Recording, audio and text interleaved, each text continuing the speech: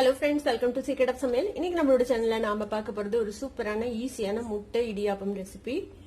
குயிக்கா செஞ்சிடலாம், எல்லாத்துக்குமே கண்டிப்பா ரொம்ப ரொம்ப பிடிக்கும். ரொம்பவே ஹெல்தியும் கூட இந்த முட்டை இடியாப்பம். சரி வாங்க டிலே பண்ணாம இந்த செம டேஸ்டியான முட்டை இடியாப்பம் எப்படி செய்யலாம்னு பார்க்கலாம். இன்னைக்கு நாம வந்துட்டு இந்த இன்ஸ்டன்ட் இடியாப்பம் தான் செய்ய போறோம். நான் எடுத்திருக்கிறது 777 பிராண்ட். நீங்க உங்ககிட்ட எது அவைலபிளா இருக்கோ அதை நீங்க செஞ்சுக்கலாம். பேக்கெட்ல என்ன இன்ஸ்ட்ரக்ஷன்ஸ் கொடுத்துருக்காங்களோ அதுபடி இந்த சேவையை ரெடி பண்ணிக்கோங்க. இப்போ இது வந்துட்டு நமக்கு தேவையான அளவுக்கு ஒரு பாத்திரத்துல போட்டுக்கலாம். நான் இன்னைக்கு ஒரு பேக்கெட் எடுத்திருக்கேன். ஒரு பேக்கெட் வந்து தாராளமா 2 பேர் சாப்பிட்ற அளவுக்கு இருக்கும். இது வந்துட்டு நம்ம கொஞ்சம் இந்த மாதிரி பிரிச்சு விட்டுறலாம். ஒரு பாத்திரத்துல வந்துட்டு தண்ணி கொஞ்சம் நிறைய சுட வச்சிருக்கேன். நம்ம எந்த அளவுக்கு சேவை எடுத்திருக்கோமோ அது முழுகிற அளவுக்கு நமக்கு தண்ணி வேணும். இப்போ அதுல கொஞ்சமா ஒரு 1/2 டீஸ்பூன் அளவுக்கு உப்பு சேர்த்திக்கலாம். இப்போ இது நல்ல ஒரு கொதி வரட்டும். தண்ணி நல்லா கொதி வந்துருச்சு. இப்போ அடுப்பு ஆஃப் பண்ணிடலாம்.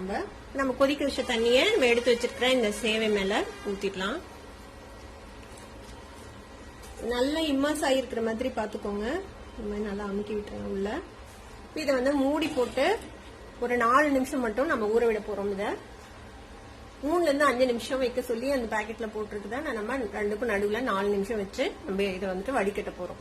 இது ஊறட்டும், ஒரு 4 மினிட்ஸ் வெயிட் பண்ணலாம். இப்ப நம்ம தண்ணி ஊத்தி வச்சு 4 நிமிஷம் வச்சு நம்ம ஓபன் பண்ணி பார்ப்போம். பாத்தீங்கன்னாலே தெரியும், நல்ல பூ மாதிரி ஊறிடுச்சு அழகா. இப்ப இதை வந்துட்டு நம்ம வடிகட்டிடலாம். இப்ப தண்ணியை நல்லா வடிச்சாச்சு. இந்த மாதிரி தண்ணி ஃபுல்லும் ட்ரெயின் ஆகுற மாதிரி இதை நல்லா வடிச்சு வச்சிருங்க. இப்ப நம்ம வடிச்சு எடுத்த இந்த சேவை வந்துட்டு உடனே ஒரு ஹாட் கேஸ்ல மாத்திடலாம்.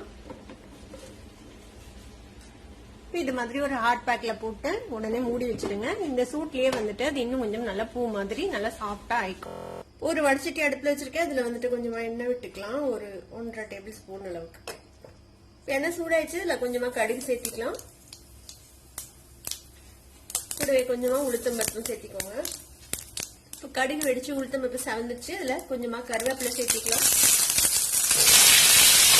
பெரிய வெங்காயத்தை நறுக்கி வச்சுட்ட பொடி அதையும் சேர்த்திக்கோங்க. 2 பச்சை மிளகாவை இந்த மாதிரி பொடியை நறுக்கி வச்சிருக்கேன், அதையும் சேர்த்திக்கலாம்.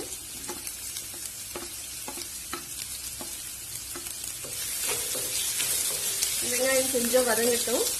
வெங்காயம் ரொம்ப நிறம் மாதிரி எல்லாம் வதங்க தேவையில்லை, லேசா வதங்க, கொஞ்சம் கிளாஸியா ஆகிற வரைக்கும் வதக்கிக்கலாம். இப்போ வெங்காயம் இந்த அளவுக்கு வதங்கினா போதும், ஓரளவுக்கு வதங்கிச்சு பாருங்க. இப்போ ஒரு பெரிய தக்காளியை இந்த மாதிரி பொடியா நறுக்கி வச்சிருக்கேன், அதையும் சேர்த்திக்கலாம். தக்காளி நல்லா வதங்கிறதுக்காக ஒரு 1/2 டீஸ்பூன் உப்பு சேர்த்துக்கலாம். தக்காளி கொஞ்சம் சாஃப்ட் ஆகட்டும், அது வரைக்கும் இது நல்லா வதக்கிடுங்க. இப்போ தக்காளி போட்டு ஒரு 2-3 நிமிஷம் நல்லா வதங்கிடுச்சு. ஓரளவுக்கு சாஃப்டா வதங்கிடுச்சு பாருங்க. இப்போ நம்ம மசாலா பொடியெல்லாம் சேர்த்திக்கலாம். அதுல கொஞ்சமா மஞ்சள் தூள் சேர்த்திக்கோங்க. ஒரு 1/2 டீஸ்பூன் மிளகாய் தூள் சேர்த்திக்கலாம். நம்ம ஆல்ரெடி 2 பச்சை மிளகாய் சேர்த்திருக்கோம், பார்த்து சேர்த்திக்கோங்க. ஒரு 3/4 டீஸ்பூன் மல்லித்தூள் சேர்த்திக்கலாம். ஒரு 1/4 டீஸ்பூன் கரம் மசாலா பொடி, ஒரு 1/2 டீஸ்பூன் பெப்பர் பவுடர் சேர்த்திக்கோங்க. இதுல ஒரு 1 டேபிள் ஸ்பூன் அளவுக்கு தண்ணி ஊற்றிக்கலாம். இந்த மசாலாலாம் நல்லா பச்சை வாசனை போக வேகட்டும். இப்போ மசாலாலாம் நல்லா வந்துட்டு வதங்கி வந்துடுச்சு. இப்போ இது கூட ஒரு 3 முட்டையை நான் உடச்சு ஊற்றி வச்சிருக்கேன், அதை ஊற்றிக்கலாம். அதுல இந்த முட்டையும் இதோட சேர்த்து நல்லா வதக்கி விடலாம். முன்னாடியே கொஞ்சமா உப்பு சேர்த்தணும் தக்காளிக்கு. இப்போ இந்த முட்டைக்கு தேவையான அளவுக்கு உப்பு சேர்த்திக்கலாம்.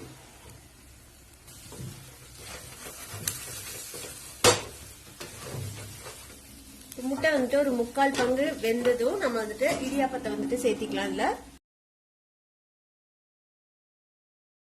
இப்ப தேவையான அளவுக்கு நம்ம இடியாப்பம் சேர்த்து மிக்ஸ் பண்ணிடலாம். இதை வந்துட்டு நல்லா மிக்ஸ் பண்ணி விட்டுருங்க நெய்யோட சேர்த்து.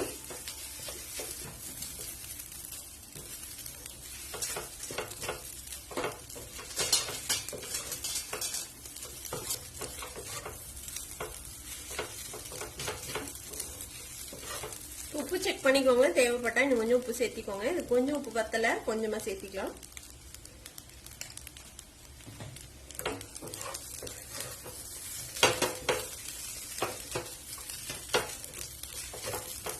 நல்லா எல்லாம் சேர்ந்து வதங்கிடுச்சு. இப்ப இதுக்கு மேல நம்ம வந்துட்டு கொத்தமல்லி தழை சேர்த்திக்கலாம். இதையும் சேர்த்து நல்லா மிக்ஸ் பண்ணி விட்டுருங்க.